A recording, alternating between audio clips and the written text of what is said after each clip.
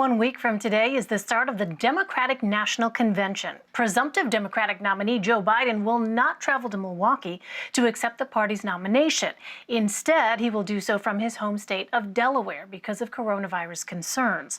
The convention will be mostly virtual this year.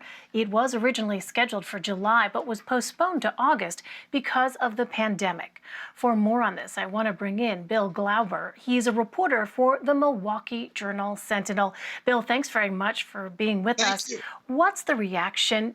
What's the reaction been there in Milwaukee to Joe Biden's decision to not travel there for the DNC?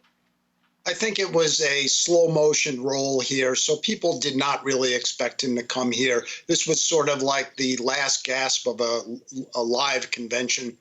People were understanding of it. Republicans obviously making hay about it since Hillary Clinton did not travel here during the 2016 general election campaign.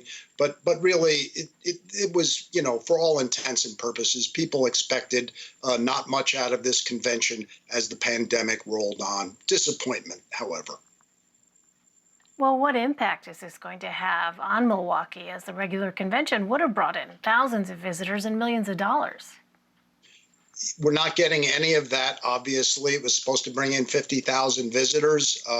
The city has expended some money, not a great deal of money. There's a federal grant for security.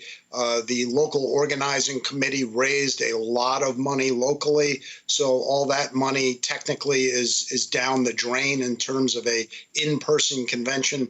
But again, I think people here do understand what happened, just as they obviously now understand what happened in Charlotte and Jacksonville. This just is not the year for a big convention.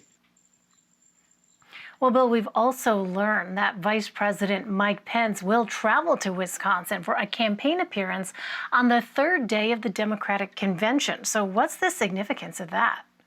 Well, that I think is some all-time trolling by the Republicans. Sort of knew that there was a vacuum here that they were going to fill. Didn't know if it would be the vice president, but there you go. It's the third day of the convention, which happens to be the day that Biden's vice presidential pick would accept her nomination. So the Trump campaign making the most of it and sending in, obviously, the biggest surrogate for Donald Trump. Well, finally, Bill, I want to give our viewers some context. Remind us about the critical role that Wisconsin played in the 2016 presidential election. Well, I notice you have red and blue up there. This is as red and blue as it gets. Wisconsin obviously was decided by a few thousand votes in 2016. It was a stunning upset by President Trump, effectively giving him the presidency. It appears to be the make or break state in this 2020 election. Both sides are going to compete here fiercely. And the thinking is that whoever wins Wisconsin is going to be the next president of the United States. All right, Bill Glauber with the Milwaukee Journal Sentinel. Bill, good to talk to you. Thank you very much. Thank you so much.